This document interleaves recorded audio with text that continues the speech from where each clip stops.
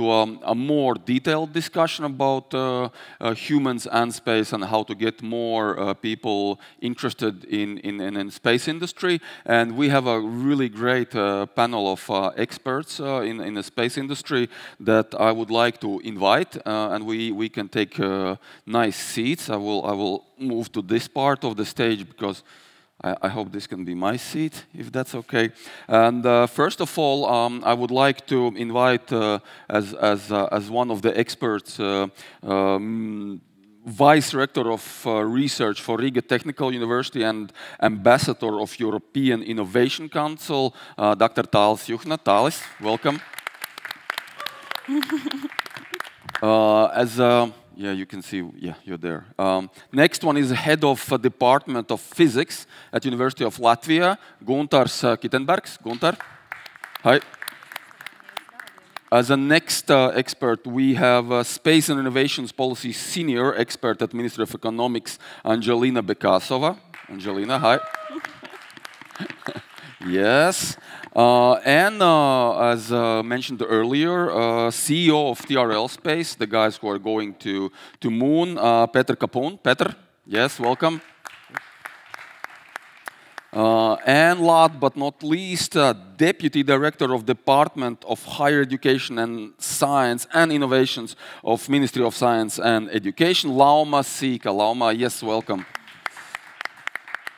All right, we have almost an hour. Yes, Lauma? We have almost an hour for very, very good discussion. Everyone in the audience is invited to ask questions, but not only ask questions. To some of the questions, you are also invited to give your statement, and then we can give back the statement. So the general topic for our discussion is, as mentioned before, how can we get more people, young people, mid-aged people, old people, whatever you call it, get more interested into space. Maybe for the beginning of discussion, to warm up everyone, let me play a little bit of devil's advocate for the space industry myself, even though I really much believe in the space industry. Let me ask everyone, why do you think we need to go into space in general? Why do we need more people into space? There's always been ages-old discussion and argument, even from the beginning of lunar landing, that why should we invest in space? We have roads to fix, medicine to fix, social welfare to fix, and so many things to fit. Why should we invest in space? What's the point of it? So let's start with this one, because that might give us maybe a more understanding of how to get more people into this sector. Maybe let's go from there. Let's start with Petr as our furthest guest from here. So, Petr, you are directly involved. So, why do you think we have to invest in space, get more people into space? I would say that before we talk about the science and going to the moon or Mars, I think it's very important to explain to the people that without space, and I mean orbits, there will be no life on Earth, because it's like electricity. If we would kill off all the satellites, then I mean we would all be in 100 years ago, because there is a communication aspect, internet, daily life. Since you wake up and you watch what the weather forecast would be, you're using satellite data, and you use them every 10 minutes of your life until you go to sleep. And I think this is an important message, because people still don't realize the power and the necessity to keep space technologies going further. Cool, thank you, Petr. Let's go on, Guntars. Let's move like this. I guess I jump exactly on the same point, that there's a lot of innovation that has happened there, and that we actually don't appreciate quite often. And I think compared to many other sectors, there's still a lot to find and to make work. We see that many startup companies, small companies, grow super fast in this industry. So therefore, I think we can expect a lot of innovation, and therefore that's one of the reasons why it's a priority. Good, thank you. Tālis? Perhaps I will not be the first one who said we are going there not because it's easy, but because it's hard. And I think this is the answer. The technologies which we need to go there are not existing here on the world, on the Earth. So that's why I think anything we do about technologies is a challenge, and this is the reason why we have to go into the space to develop technologies. Not only the technical things, but biology and do research in general. Good, great, thanks. Angelina? I see space as, imagine in the past when we started to fly. I'm sure people thought that those people who considered just flying, building planes, a bit crazy, as space people now. Now, airspace is a huge commercial strata for us, extension of the Earth. Now we extended it to space, so it's not going to go anywhere. So we should consider this layer, the new layer, as a new commercial layer, which is packed with innovations, with huge technology transfer potential. So we are not trying to just do something just for space. We use space as a really important layer to help our technologies on Earth. And also, as one very clever person has said in an interview, to fix your roads, first you need money to use. So space, through innovations, provide you extra money, extra ideas, and extra high-value added technologies. And it was Paul's citation during an interview, so I really agree with it. Thank you, Agalina. Lauma, you're probably one of the most grounded. All these guys and girls here, they're into space and they believe in space. For you, what do you think? Why do we need to go in space, develop technologies? Should we do it at all? Look, Is the microphone on? Yes, no? Yes, it is. Okay, yeah. Yeah, I will start with the same what was already said at the very beginning, that the space data services and applications, they drive our life in the 21st century in many different ways we even do not notice. And that is mobility, connectivity, it's agriculture, urban planning, energy, finance, health. They are behind everywhere. Yes, it is about brave people going to space. It is indeed also challenging ourselves physically and intellectually, but it is also the technologies we use on the ground in all possible ways. So investing in space is investing in our future welfare and the future of our planet. Great, thank you, Lauma. That was good for warming up. So the floor is open to any questions from the audience. Anyone there? No, not yet. Good, because I have a huge bunch of questions to go through. So you better don't have questions. I have too many for an hour that we have. Let's discuss a little bit also on more general level. There is a question. Oh, too bad. May I have? Yes, please. I have a question to Lauma. You were working a long time in Ministry of Education. Now you are working in Europe, and you are very enthusiastic about the science. But why in Latvia it's so slowly and so little funding for the human resources, to raise the human resources? Actually, we are somewhere between Afghanistan and Western countries about the human resources, how to educate, how to have more PhD doctors, more magister students, and so on. What you are going to increase and to develop the science and the young generation in Latvia? Thank you. Yes, did you, Lauma, get the question? I get the question, and we hear it often.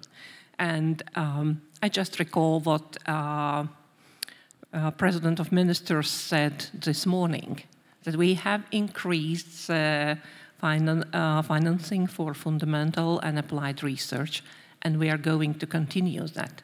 Yes, we are investing, and we are investing in people, and you can learn it from our science and technology development guidelines.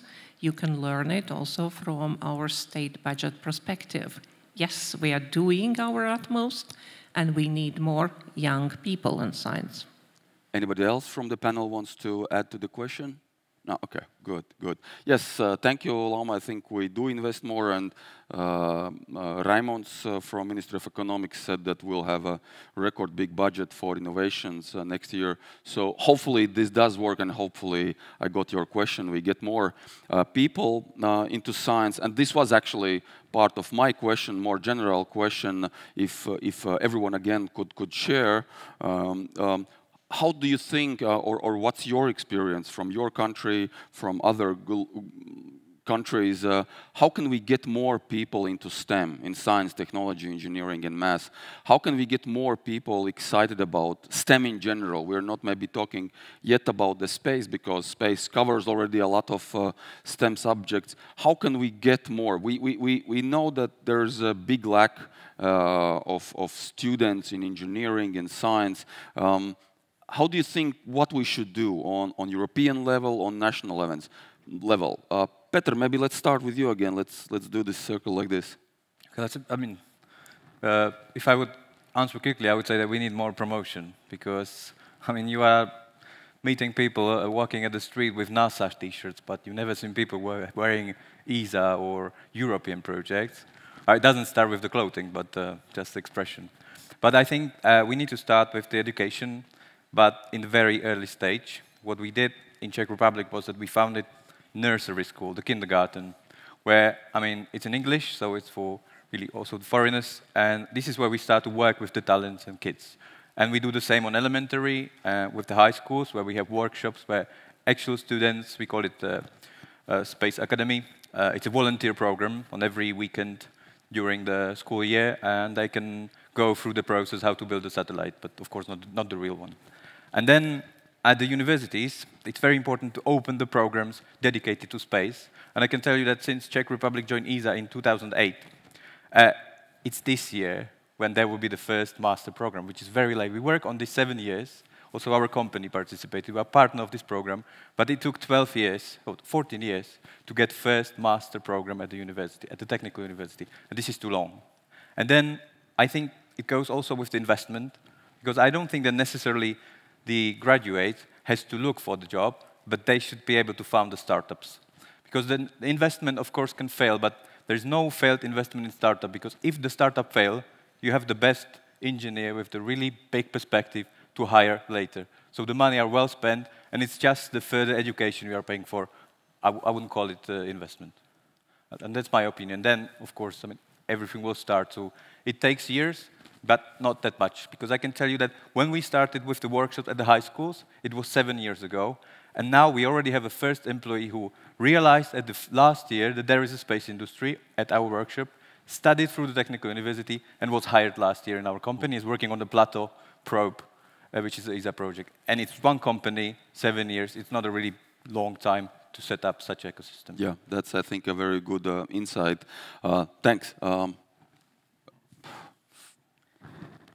God, you go, sorry.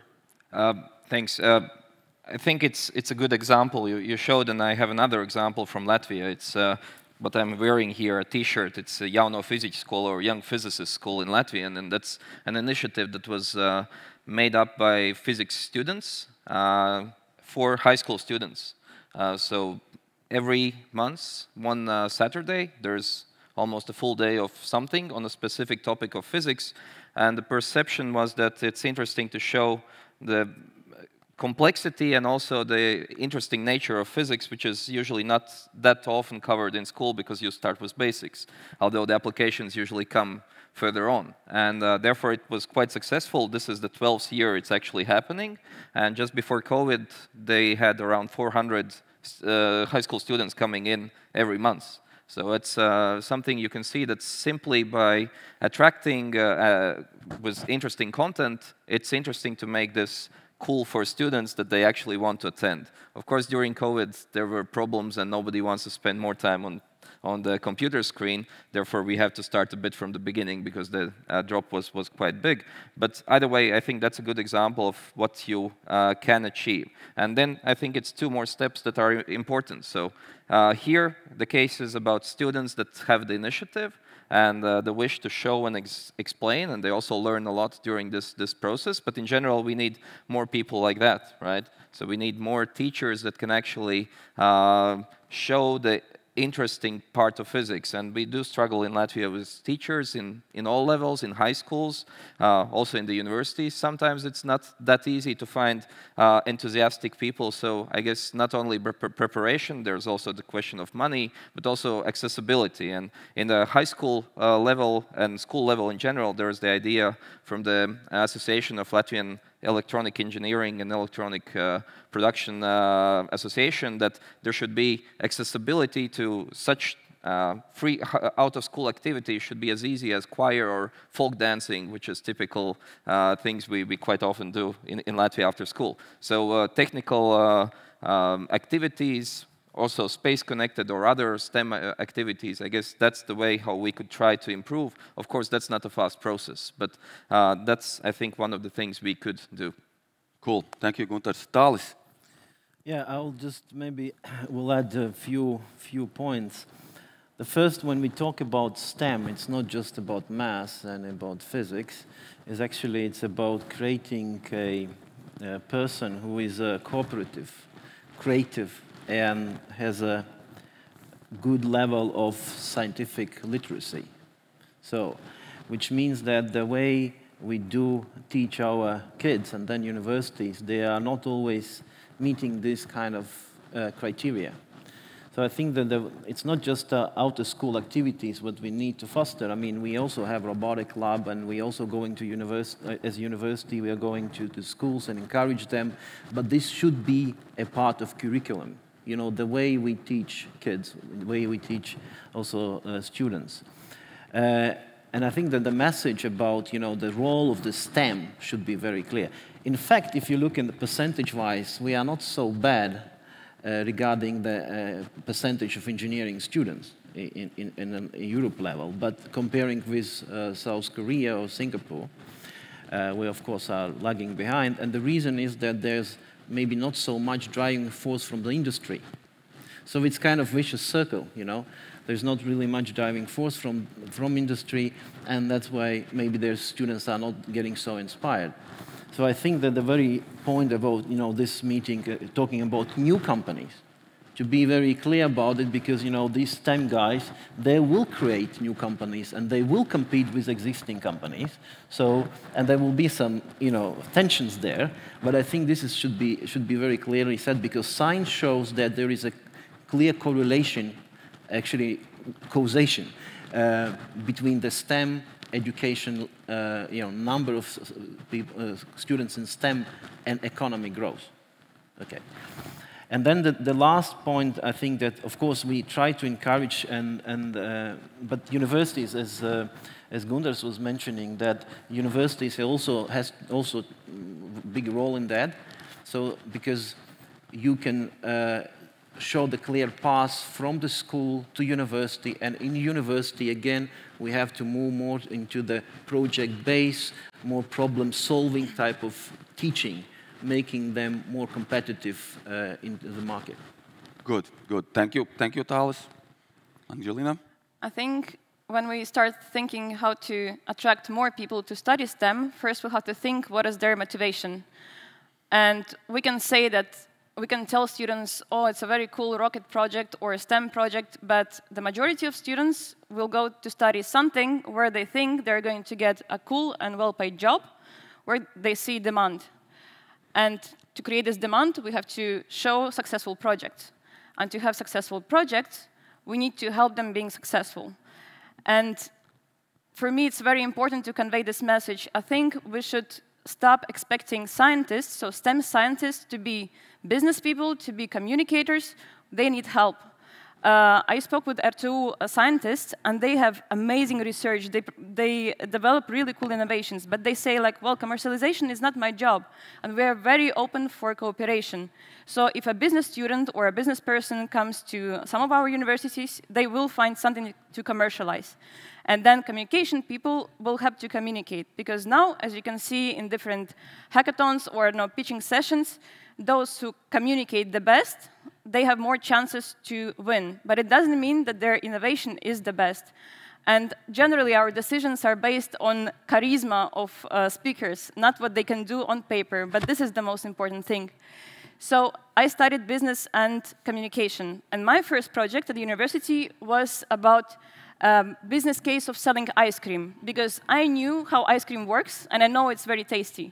But if I had some help from a university to get me connected with STEM students and to help them communicate and commercialize their business case, their innovation, maybe I could be more attracted to STEM education. Maybe my master's would be in STEM, or a businessman who works in STEM. Is he a STEM professional? I guess he is. So STEM is not just STEM, this is the community. So I really would like to see this teamworks, but intercultural and synergetic teamworks. It's not like you working with friends, it's working with people from different worlds. And we were afraid of all scientists back at our university, so we needed this support from those with experience to really create this powerful teams. And that's how you create success and then demand. And then you have more students who are attracted to really attractive, successful business cases. So this is my dream, to see such teams and support. Great, great. Thank you, Anjali. And Lauma, so what's your opinion? How can we get more people, more young people involved in science, technology, engineering, math? I heard the words I also wanted to say, supply and demand. Right. And then you go to the labor market and there is demand and supply. But you know, world has changed. You cannot expect people just choosing one route because you want that. So this means that those who need, they have to find those ways how you talk to very young people, to students, to adults who are still able to change their career path. It means you have to find the ways how to use the untapped potential of Latvia, and those are girls who could study science but are not choosing it because it doesn't seem very attractive. Probably relations are not very good there, probably there is not something they are looking at particular age of their ideas. And so this means that we have to acknowledge that attraction of young people to STEM is the thing where we all are responsible. Demand side, employers, school, parents. Parents, go back to parents. What do you say to your children? I also was not able to study math. It was so difficult. Yes, it is difficult, but it empowers you with the power. Then if you combine that with a business skill, suddenly you are very good at that.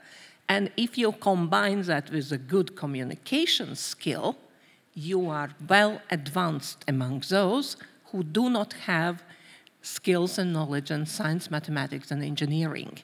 Remember, if we want to make life and world better, that is the right combination.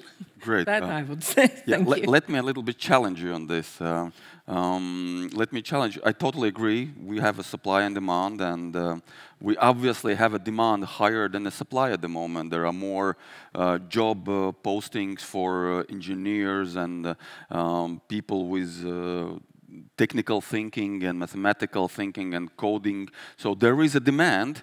And if you look at the companies, they don't have enough time to go out and do the outreach. They're too busy of making the money, you know, and finding. So who should really be responsible for talking to parents, as you mentioned, for talking to kids, showing them? Who should take the lead in this? As I said, we have to acknowledge that we have to invest money also in that part. Okay. Yeah, that's the thing. Not just doing research, but also explaining what about is this research and why young people can participate in that, and so on. That's the biggest thing, because sometimes the same thing, we build the hospital, we do not care about people or patients who will come there. So that's the thing, acknowledge the problem, look for solutions. True.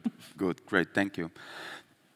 Any questions? Any questions? We did one good discussion round. Any questions from the audience? Okay, I don't see any hands. Yes, some hands. No, good, very good. Let me proceed maybe with a more direct question to every one of you. Until the audience is warmed up for questions. But I would really like to have a list of questions for every one of you, particularly on your experience. And I will start with Petra again, if you don't mind, because we then have equal time intervals in our discussion. Petra, you actually doing an impressive job about the space mission.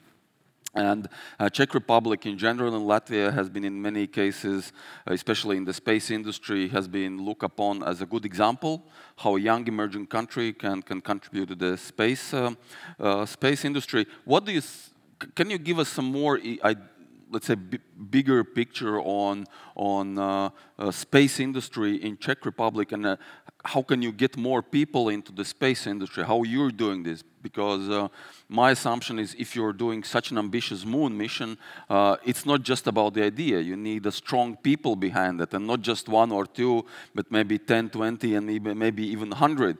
So can you give us maybe a more detailed insight into the space sector in Czech Republic, and how do you manage to get people behind projects like this and into the space sector in general?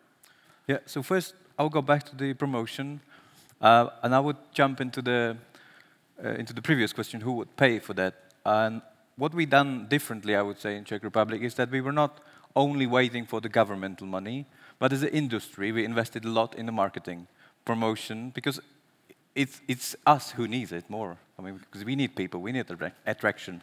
So I would say that it was a really good, and still it is a good partnership, because all the events, all the initiatives were founded both by industry, which means good money, quick decisions, and very fast results, with combination of the government, because of course it's also their part. So I would say this is quite, I don't want to say unique, but it works, and I would suggest that the companies should realize that it's also their investment to do.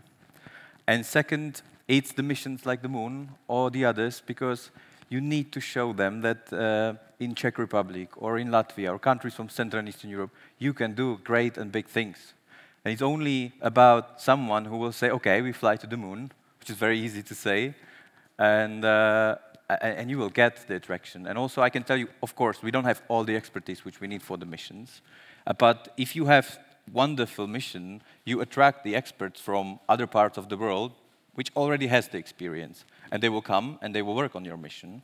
But there, you don't need to forget to put your people, your young graduates, next to these experts to gain the knowledge, do the knowledge transfer, and then the knowledge will keep in the country and in the industry. And this is what we have done, and this is why we are doing not only for that, but this is why we invented this moon mission, because we would like to partnership with countries from Central and Eastern Europe and to show, I mean, let's give ambitions to young people, but also, I mean, technological challenges which we can achieve. Of course, we still need support of ESA and other member states from Western Europe, but it could be limited. And next time, we will do it alone.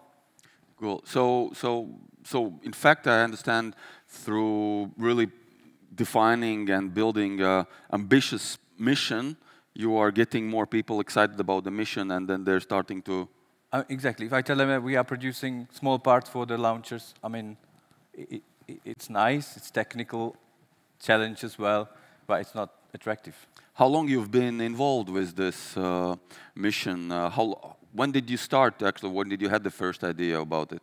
About the moon? Or? Yeah, about the moon mission. Well, this idea came by the end of last year, because we decided that this time at the ministerial, we would like to have our mission in the program, but not only our, but of course we are looking for other states to join and have something which is not led by, and I'm sorry for that, the Germans, French or Italians.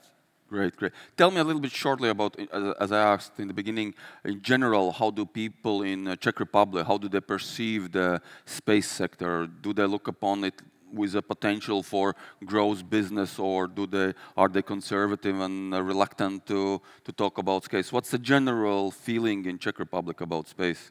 It's very good, because also our government and the communication is saying that space is something where we can be really good at, and I don't want to say to be leaders, but could be in the top 10 in Europe, because it's a quite new industry. We are new in this, but there's still the challenge. And I think this is also important part of the communication to explain why. I mean, what are the benefits? And in space, there is a huge economy behind, because it's not only about flying to the moon, but I mean, if you see the investments, the ratio in Czech Republic is that every €1 invested comes in 7 or 8 euros back into the industry and economy, and this is a huge number. Great, great. Thank you. I was hoping you will set this number. Good. Very good. Guntis, you are a physicist, right? Yourself. You have crazy physicists probably running around you every day, people who are the deepest in the secrets in space, what the world is around. And you have the people who are doing a really, I would say, hardcore science. Is that correct? Yep, sure. So maybe not crazy, but really into stuff. Yeah. Yeah, really into stuff. I call it crazy, but yeah, it's okay. It's as in physics, it's a matter of definition, right? Yep. Yeah. So so for you as a physicist, what do you and how do you see physics contributing to this new era of space? It's a very fundamental science. Do you believe that the whole area of physics, and can they contribute in a practical way for exploration of space? And do you find, maybe there's two questions coming out, but do you find among your physicists that they are interested into this space domain? Definitely, I think if you look at physics, it's huge. Therefore, it's hard to reply with a short answer. So there is definitely a big passion for fundamental research. And for those people, it's more about finding something out than making it applied. And therefore, you can end up with colleagues that work in astronomy, astrophysics, and similar areas where the passion is to see and understand something that's not understood so far. And actually, when you think about applications, this is where a bit of the knowledge transfer happens as well. And then you have applied physicists, right, before engineering step, that you still understand some specific properties or something that is needed for engineering process afterwards. So I would say there's a large variety of things that can be used for space in Latvia as well. Physics research at the University of Latvia is large. We have more than 300 researchers, right, in various areas, including starting from nanoscale up to astrophysics, right, and in general, physics is quite pronounced in Latvia, also in Riga Technical University, Ventspils, and so on. So therefore, I guess we can expect a lot, and the difficulty, I guess, is to convince that the time has come, that you actually have to think not only about your fundamental or usual areas where you work, but maybe more space applications and so on. So therefore, such events, I think, are a good chance for others to see, hey, what are the emerging themes, ideas happening and so on. What about, I have to ask you this, what about the quantum physics and quantum computing? I know you're really good at that, and I know Latvia in general is good at that. Do you see any potential space applications for that domain? So for quantum computing in space, I think quantum communication is one of the topics most probably Professor Ambainis will be speaking about in the next stage. I guess that's one of the areas. To be fair, I'm not super sure. Maybe some of these, I mean, quantum computing is great for computing quantum stuff. And one of those is about certain things that happen in space, for example, reactions and so on, which is, again, fundamental research. But I guess also there could be some astrophysical problems and application-driven problems that can be solved. But yep. Sadly, I'm quite far from that field myself. So let me compliment you on this. It's the quantum computing, we recently found out you can actually use quantum algorithms and computing for working with Earth observation data. You have a lot of data from satellites coming from Earth, observing Earth in different spectrum, and you can actually use quantum computing how to process all this huge amount of data. So that's for anyone who's interested or who have kids interested in physics. I think that's one exciting thing to go for. Great, great. Thank you, Guntis. Talis, I know you personally for a long time, and you've been involved with Riga Technical University with innovations. A lot, maybe even more than you can handle, and I know how busy you are in this. The question, maybe you could share with the others, what do you find for students who are already working at technical university, who are in the field of engineering, science, what do you find is the most exciting things for students? How can universities make the student work more exciting? Well, Pauls, one thing to do is to engage very passionate professors helping students, and one of them are you, actually. So we have a very good example of so-called vertical integrated projects, where students are working on different challenges of future, and one is launching the rocket. And so one of the group is basically, the idea is to combine students from different academic levels and also from schools. And they are working on real stuff, so to launch the rocket, for example, but not only. So this is coming back to what I mentioned, is working on the problem-solving skills. And this is passion, and it's also combination of different technologies. If we go more in details, of course, that I think our university, as engineering university, can cover quite a bit from space industry, but specifically maybe material science and construction. We have very strong teams working on the light materials. And also, of course, electronics, lasers. Well, by the way, the startup Eventech, who is here, is also around. He's in our campus, so we're working together with them. So I think that you can find always something which is very much linked to the space, but not only, because I think we always have to think about dual use. So this application could be everywhere. But I think that another thing what is very interesting, and when Gundars was talking about physics, it resonated to me about our cooperation in CERN, together with Latvian University.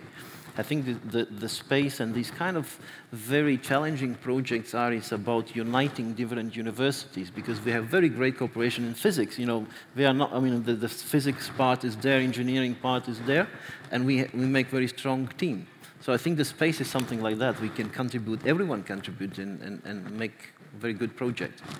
Cool. Yes, I was really hoping you will mention the rocket project that we're doing in Riga Technical University, but you can also maybe mention about your water research project that you had, because I think it's also a very exciting part. Well, of course. Well, I was visiting the company called Thales, which is the biggest company producing space, let's say, probes. They actually were landing the probe in Mars several years ago. And they are talking about the future of survival in the space, about habitat, how to really create space, necessary conditions there. And one is, of course, how to recycle waste. So my team is working on how to close the loop, how to recycle, how to get nutrients out from the waste, and how to use them to grow plants, fish, whatever you need in the space. So it's very challenging, of course, but I think this is something where you get very inspired students, but I think it will be needed in future.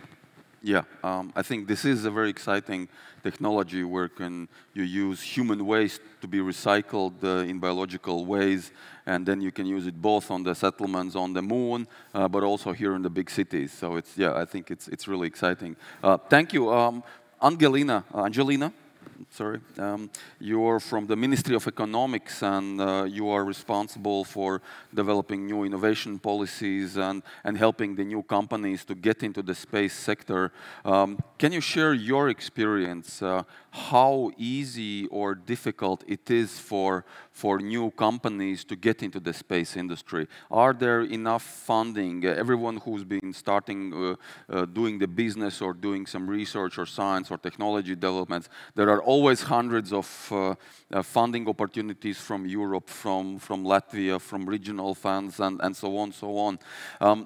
How do you think, how difficult or simple it is, and what is needed for those who want to get into the space business, how to start the space business, and what maybe support they can get from potentially from government or other institutions?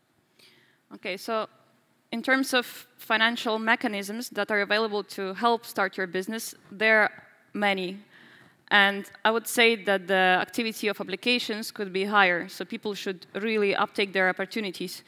For example, the Investment and Development Agency of Latvia has a really great website, Labs of Latvia, where you can find a really concise list of all these support mechanisms. Also, Deputy State Secretary, my boss, Raimons Lapiņš, he mentioned that we are going to invest even more into such businesses. But I think from my perspective, okay, I work in the public sector, but if I want to start my own business, me personally, I would be afraid because I might have an idea, but I need a team. And for me, the biggest question would be what to start with. I think I would go to some university and learn about their cool technologies, also in space, and to talk with them to think of a business plan, because those people would be also excited to participate in business, but they're not going to do it themselves because their job is different. So I think it depends all on us, on our activities, our decisions, how we are going to live our days, and not on the system which enables to start your business. Actually, OECD rated Latvia as the second best country in terms of the tax system. So it is convenient to do business here, and we shouldn't look for reasons to say that it's very difficult. So it's just our challenge, our risky decisions, and there are support mechanisms to keep it going and to start this, so to support you. Tell me, from your ministerial perspective, where do you see the space, most potential areas of space business? Where do you see, if there are some young entrepreneurs here in the audience or watching us on internet, where do you see young entrepreneurs should look into? What kind of business areas related to space sector? So I would say there are three directions, in my opinion. First of all, we can be proud of our space sector. It's just we're quite modest in talking about ourselves. So we already have capacities in space. Such students or young people can join these capacities. It could be space exploration or some technologies. Those companies need people, but no one can devote their whole days to run after you to offer you a job. So look for jobs. The other opportunity is space data. If you're a data scientist, you will be able to work with space data, with Earth observation data, and it's available to Latvia as a European Union country for free. So you can create your business out of nothing. So you can look for opportunities there. There is huge demand, many support mechanisms in Latvia and the European Union and globally, an opportunity. And we talk a lot at the ministry about the life support systems direction of the space sector. So Latvia is not, we don't have these capacities yet to be readily available in the space sector, but we have capacities that could contribute and join the space sector. And life support systems are important because here you use space just to develop your technologies faster and better on Earth. So again, for example, you work with technologies in the medicine sector.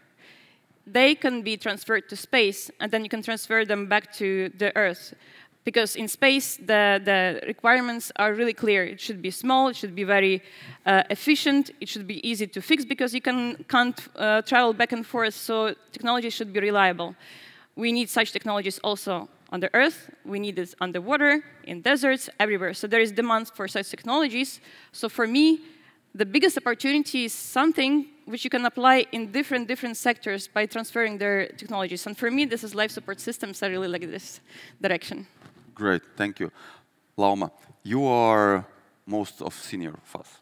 If you don't mind, let me ask you a personal question. Do you have grandchildren? Well, I have a lot of friends around me who have got plenty of children. Great. And before this meeting, I actually invested quite an effort talking to students, parents, children, and also those involved in Impossible Mission as teachers. And they really gave valuable feedback. I think that we do not have time, so I could explain it all, but it's worth to talk to people about the STEM education. They're very much interested in that. Yeah, so the question was, what do you think, you already mentioned a very important part that parents are the ones who can inspire kids and they can give them directions towards STEM or hopefully also towards the space. what's your experience? How do you see, how can parents, what are some practical advice for parents? We have a lot of parents here. How can parents get involved in motivating their children to be more curious, to be more interested in science? And as Talis mentioned, it's not just about being an engineer, but having this critical thinking, creative thinking. So parents obviously play a big role in the life of their children, but they not always have time. They are busy with their career. They are busy with each other's relationships and so on. What could you suggest? What's your experience? How parents can motivate their kids more into STEM and more into space? Encourage your children to dream big. That's probably we're a little bit missing in Latvia because of cold climate. You know, raise them being brave. You cannot be too brave in this world because this world is already more or less safe if we do not speak about the war going nearby, but otherwise. So what you have to encourage is that those youngsters and young people, they really want to prove themselves. And the one way you can prove yourself, get involved in space. For me, joining that world, that was never-ending wow. When you see the engine for the aircrafts for launchers, that is incredible. If you see the infrastructure, the grandeur, the international teams, and you understand that actually nothing is closed. Just invest your intellectual effort and willingness, and you can be part of those international teams. Great, great. Thank you, Lauma. That's so profound. Thank you. Good. I made this small round of individual questions. Maybe more questions from the audience about. Yes, fine. We have one very active person. I wanted to ask a question. What do you think is more important for space industry growth? More engineers or more entrepreneurs or maybe more communicators? Thank you. Anyone who wants to answer? I guess I can go with this one. I hope Talis will add on this, but I think that we see, and especially the projectiles by Ministry of Economics shows that the lack is especially in STEM education. So I think that's the priority. I think we have good people going for business and communication and so on. And there, I think shifting the field is not as difficult as with STEM, because for STEM you have to do it all the way through. It's not that easy to jump into STEM if you have done not STEM before, right? The mathematical background, development of that is quite critical often. It's not to scare off, it's just, that's why it's good that as many people as possible take a serious background in that, and I think everybody's capable of that, and therefore we have to look after good quality of education and very, very trained and skilled teachers that we all adore and love and hope that they will give the best that they can to our children. Great. Anyone wants to? Yeah, Peter? I think that you need all, and the great would be to have like equal teams, because from my personal experience, when we talk to the scientists, for example, about the moon mission, I mean, first, they don't trust you at the first sight, because, I mean, you are the businessman, you know, you want different things, but it's not true. You just need to understand each other, and you can take what they have in the drawer and make it useful, but also not useful to make money, but to bring the data which they need. So it was a conversation, long conversation, but it works. When I introduced the moon mission to our engineers, they were like, no.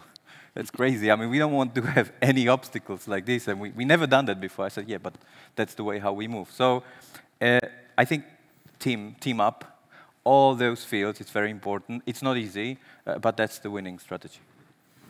To understand each other. Talis?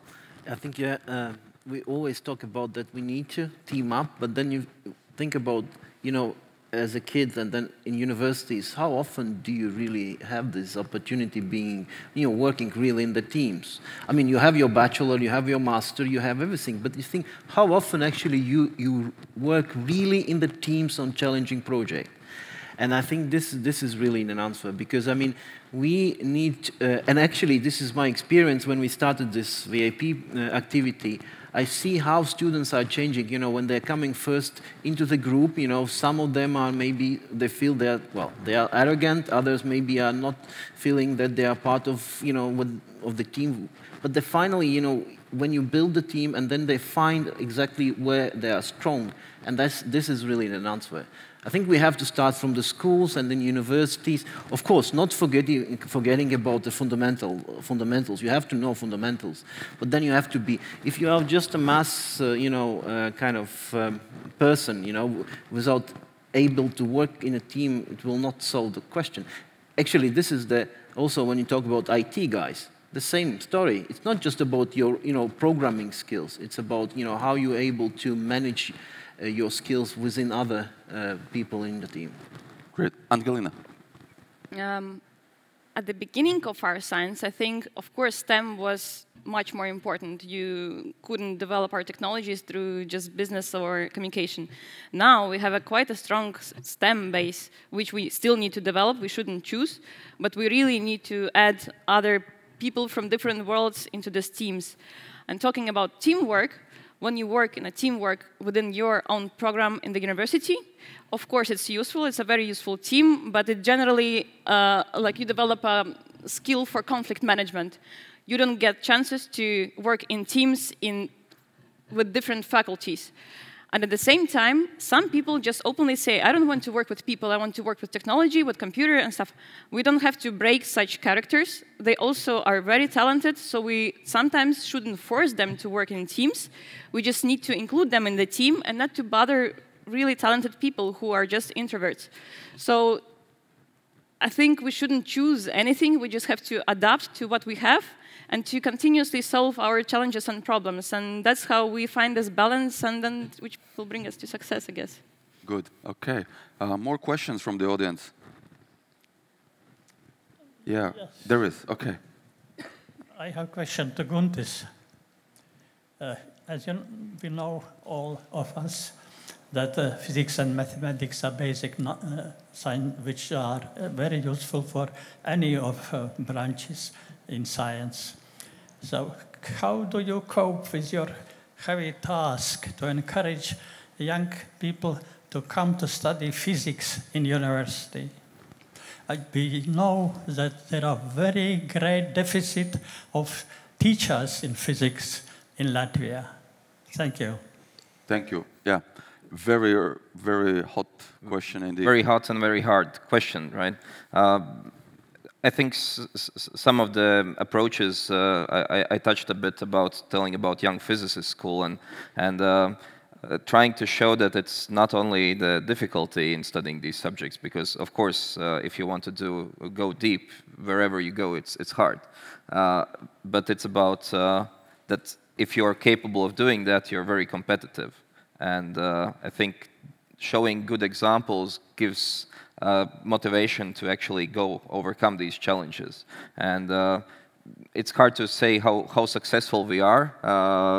I think we would want to increase the number of students, and that's what we are discussing a bit about here. And indeed, the difficulty of attracting teachers to schools is a challenge, because actually it shows how good this sector is developing, because the salaries you can get in this sector are much better than you are usually paid in high schools.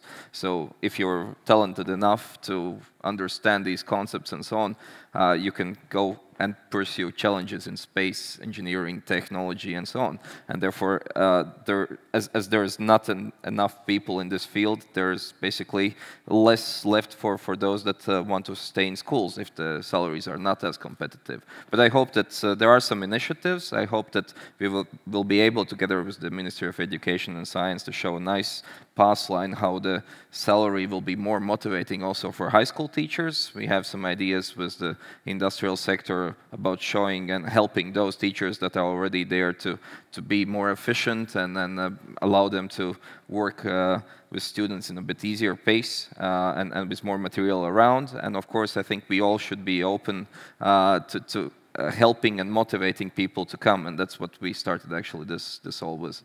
Cool. Thank you. Yeah, Loma, you want to add? But I cannot cannot stand away when we speak about the teachers. And the first thing is we have to cherish really those who are working at school. Yeah, from all sides, from headmasters, from the pupils' side, from the parents' side. And also a colleague from Czech Republic said a wonderful sentence. And when you want to do things quickly, you allow the business to do it, because business can use money in a way they want. So praising teachers, creating teacher awards to raise the social status of teachers of natural science would be of most importance. Because when we had a survey in EU on obstacles that hinders, for example, boys to choose a career of teacher, the salary comes only fourth. The first is the social status of the teacher. And if industry would give us a hand to raise that, that would be probably one concrete step. This is a really good idea indeed. Good. Any more questions? If not, I have two closing questions to discuss. No questions from the audience at the moment. I would like to, as a continuous discussion of what Angelina brought up about having more people into space sector, not only at scientific and engineering level, but also on the business level. One thing that we've discovered in Latvia is that we have indeed a very good academic, scientific research background in many areas in space industry, in electronics, in material sciences, chemistry, medicine, and more and more and more. The question would be to all of you, maybe on how do you think what we can do to get into the space sector more of the business people? We have a lot of good academic background, science research background, how to get or how to connect business people and how to get them interested about the potential of the space sector, how to connect them with the researchers, scientists, engineers. Anyone, this is not, we would not do a row, but anyone who has an idea on that, please pop in. I think that in the short term, the best would be to talk to the already good working businesses, but just let them explain that they can be used for space. I mean, could be related to mobility, car industries, cybersecurity, for example. It really doesn't matter if I do the cybersecurity for nuclear plant or orbiter or the Earth observation satellite, and this is a hot topic in space. So I would say that every niche and every good business working on Earth can be transferred to space. So it's just to explain them where the opportunity is, and this is the role of people working in space, and bring good businessmen, good working businesses and companies which can afford to invest into the space industry. Great, thank you. Angelina? I think that's what they need. They need to hear not that space is a cool sector to do business. They have to know what are the problems in the space sector that they can solve as businessmen. So every business is an opportunity for, every problem, every challenge is an opportunity for a business. So I hope in the future we'll organize such an event in kind of industry days to really explain to non-space people, to business people, what is happening in space and what are the problems they are for them to solve. Actually, it happens very fast. For example, I had conversations with not only business people, but with IT people. Really quickly, you explain to them the concept of Earth observation, what you can do there, and how their skills are applicable there.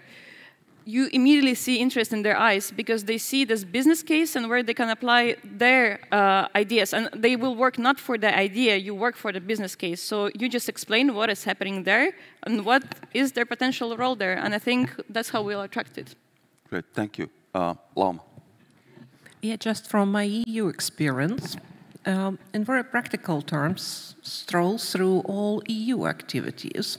For example, EUSPA, which is an EU agency for space program, which is also providing support for entrepreneurs on working with applications of space data. There is a Cassini initiative, which also includes business support part of that. There is EIC, who has turned its face also towards space. So there are ideas. You can learn about the other people, which direction they are strolling, and you can find pearls and opportunities there. Thank you. Great. Talis? I think as a big example, which was presented this morning, is a good example how to do it. Is actually to create new businesses through business incubators and linking universities with business people. We're already doing this through many programs, and we see results because then the business people also see opportunities which are going through the universities incubators. And I think this should be done, and of course then we have to specify more into the space like ESA BIG is going to do. Cool, great. All right, last chance for a question? No question, definitely. So last question from my side. Let's do another short round, and maybe I would ask you to share your personal thoughts on what excites you personally about the space, or what made you excited about the space if you were a kid, or what makes you excited about space currently, you personally as a person. Petr, let's start with you again. I will go back to your opening speech because I think it's the next C, and it's very exciting, and I think it's in nature of humankind to explore, and I think this is what excites me. And on the other side also, how to improve our life on Earth. So it's not only about next C and going to the Moon and Mars, but to solve the issues we have on Earth using the space industry and technologies. Cool. Great, thank you. Conti? I think for me, the most exciting is an example of how we all get GPS for free.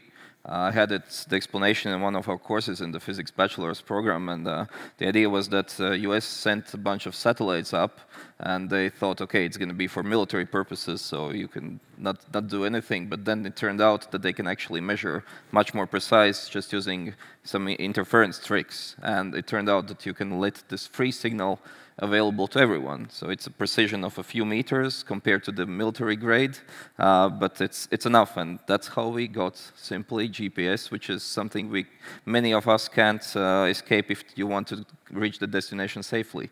No, yeah, that's like a modern day magic, right? Yeah, so such examples, I think they're super interesting. Yeah. Cool, thank you. Talis? Of course, as engineer, for me, is pushing new frontiers in technologies. It's really exciting to do something which has never existed, and it actually works, and works at very, very harsh conditions. So this would be, this is what excites me most. Thank you. Angelina, what's exciting for you? To be honest, initially, I've never cared that much about space. It wasn't my dream. I never studied this, and actually I just used my opportunity because I applied for a traineeship at the European Commission, and then they offered me to have this traineeship with their space unit. I thought maybe it's a mistake, and then I thought, well, it's not my mistake, so let me confirm my participation there. Then I saw that the space sector is super rational. It's not for crazy people. It is happening, and we shouldn't miss this opportunity. So I started seeing this as a super rational and very exciting thing. And then I met people who work there, and it's always they're always visionaries, but again, very rational. So they do like really forward-looking things, but actually living now. So I'm really excited about this whole space community. I would like to help this, and I know that this industry can produce a lot of cool technologies. So we really need to do it now. And it's not just about excitement, it's about really rationality. So that's... Thank you. Lauma? Well, what really inspires you are on-the-site visits. Because on the paper, as a policymaker, then you see only millions, millions, and millions. And you sometimes think, what are the things those people are spending those millions?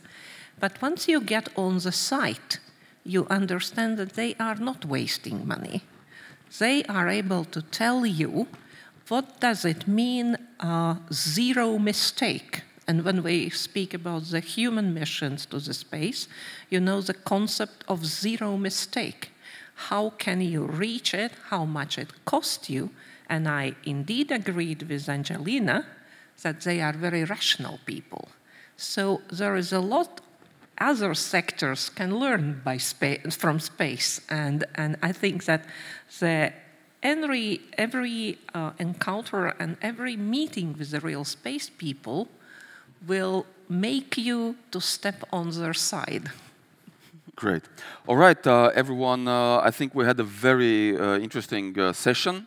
On a closing note, I would like to tell once again very big thank yous to LIA, Ministry of Economics, Ministry of Education and Science for being a very active players in growing Latvian space sector and space industry.